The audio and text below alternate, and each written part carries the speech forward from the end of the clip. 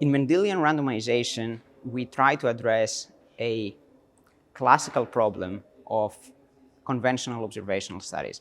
And this is that when we try to draw associations between two traits, let's say a risk factor and a disease, there is usually what we call residual confounding, meaning that there are other parameters that affect the risk factor under study that might influence the risk of disease, which we cannot measure, and because of that, the results we get are usually biased. Mendelian randomization tries exactly to address this problem.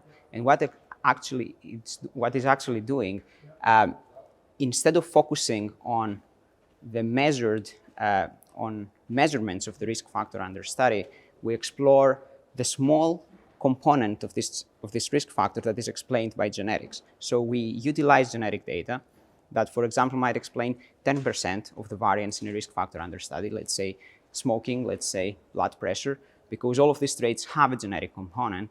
And because this component is determined by our genes that are there from the very beginning of our lives, this component is not influenced by other parameters, other environmental risk factors. And so by focusing on this specific small proportion of variance explained by these genes, we can explore its effect on outcomes like stroke or coronary artery disease and draw causal associations. So these studies, Mendelian randomization studies, actually use genetic data to draw causal associations.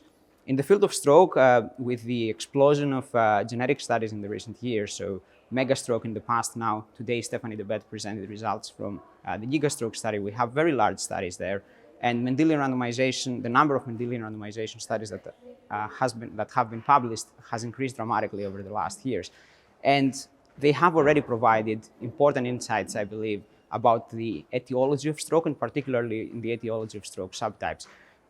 Some examples are the linear association between blood pressure and the risk of stroke,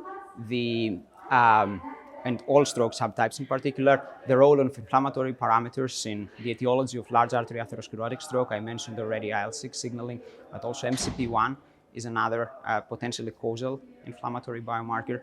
And